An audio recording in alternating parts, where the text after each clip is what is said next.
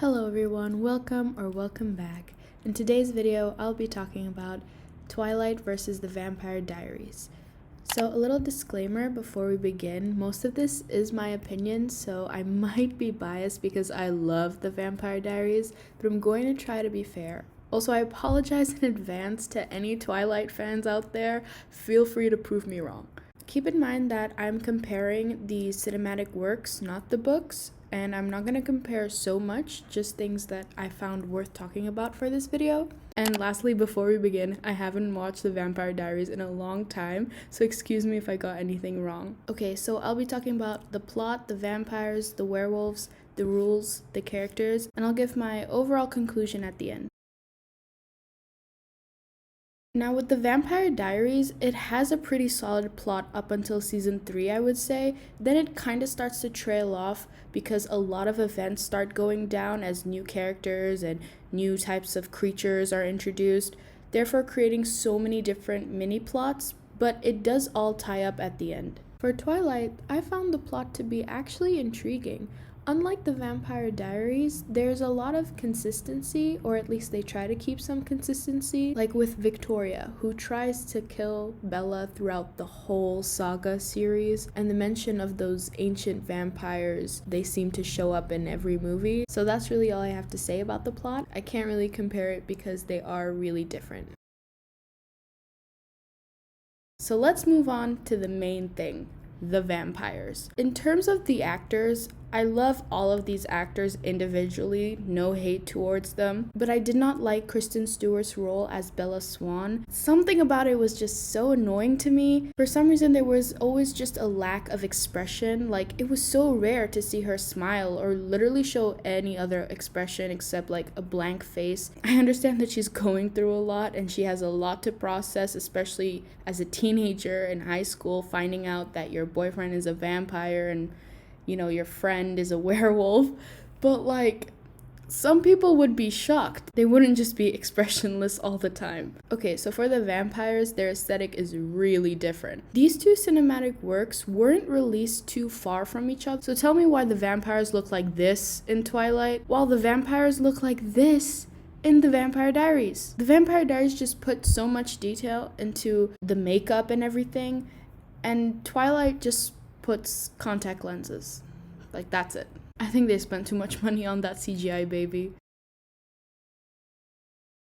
Okay, next is the werewolves. To be honest, the Vampire Diaries werewolves aren't my favorite, except the hybrids. They're pretty cool because they aren't the main creature of the whole series, but they did represent like the werewolf culture. What do you even call it? I don't know.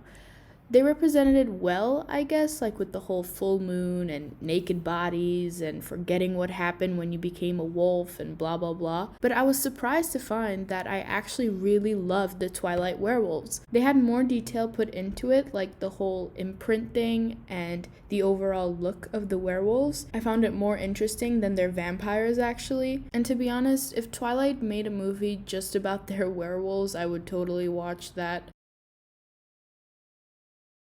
Okay, let's get into the rules, specifically for the vampires, because they pretty much nailed the werewolves. Now, everyone knows the common vampire traits, like you can't see yourself in the mirror, allergic to garlic, drinks blood, super hearing, super speed, burns in the sunlight, and etc. Both Twilight and the Vampire Diaries don't follow all of these rules, but they follow most of it. Okay, so let's start with the Vampire Diaries.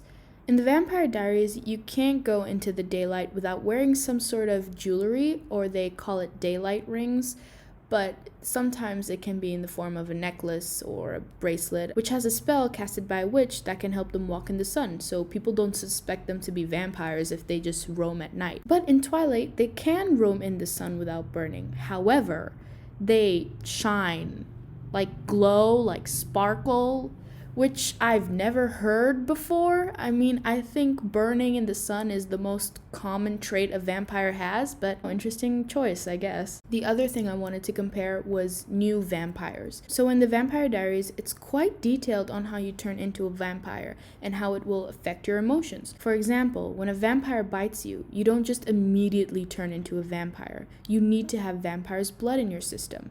then you die, and then you have to feed on human blood to complete the transition. And then you can wake up as a vampire. And I appreciate this detail because it means that not just anyone can turn into a vampire when they get bitten. Also, when you're a new vampire, everything is heightened. You're thirsty, you're scared, you're angry, and there's just a rush of emotions that you'll need to learn to control. In Twilight, there isn't much detail explained in the movie, except the fact that when you're a new vampire, you're claimed to be the strongest you will ever be because you're kind of reborn, I guess. But I don't know, in my opinion, this doesn't really make that much sense for me, because shouldn't it be that the older the vampire you are, the stronger you get because you have more experience and more control? The next thing I wanted to talk about was the characters. So let's start with the Vampire Diaries. By now we know that because the Vampire Diaries has multiple seasons, that it has plenty of time for character development. And I just want to say that yes, there is great character development and bad character development. But regardless, we see progress either way. In Twilight, however, the only clear character development I noticed was Jacob, but that's only because he imprints on that CGI baby. Jacob was just an angsty teen and all he wanted was Bella, and he just kind of hated Edward all the time.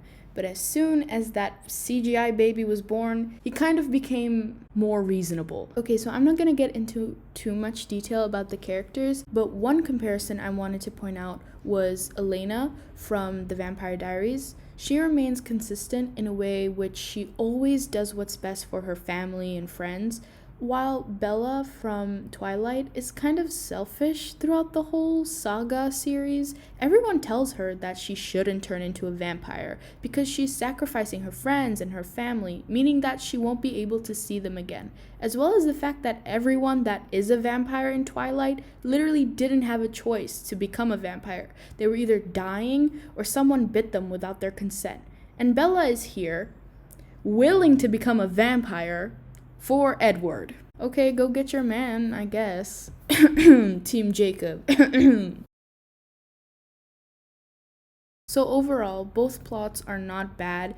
It's just some characters make it bad. The vampires have some similar and different traits, which I can try to respect because the authors of the books obviously didn't want it to be the exact same. Aesthetic-wise, the Vampire Diaries is better. Oh, and also, why does Twilight have like a green filter over it? Did anyone else notice that? For the vampires, I love all of the vampires from the Vampire Diaries. Duh. For Twilight, I liked Alice Cullen the most and Jasper, but I found myself gravitating to the vampires that were supposed to be the bad guys like Victoria and Jane. Sorry, Vampire Diaries, but Twilight has the better werewolves. However, don't get me wrong, if it were Twilight werewolves versus Teen Wolf werewolves, I mean, do I even have to explain? In terms of vampire accuracy, I mean, I'm not a vampire historian, and this may sound biased, but I just feel like the Vampire Diaries was more accurate in the sense that they didn't change any of the traits, but worked around it. I can't really judge the characters so much because they are all different, which I appreciate, otherwise it would have been boring if they were all the same. But I do know that all of them represent very unrealistic looking teenagers. Okay, so that is all. Let me know in the comments if you guys enjoyed this video and if I missed anything, or if you guys have your own opinions that you want to point out about either of the works. Thanks for watching. I'll see you guys next time. Bye!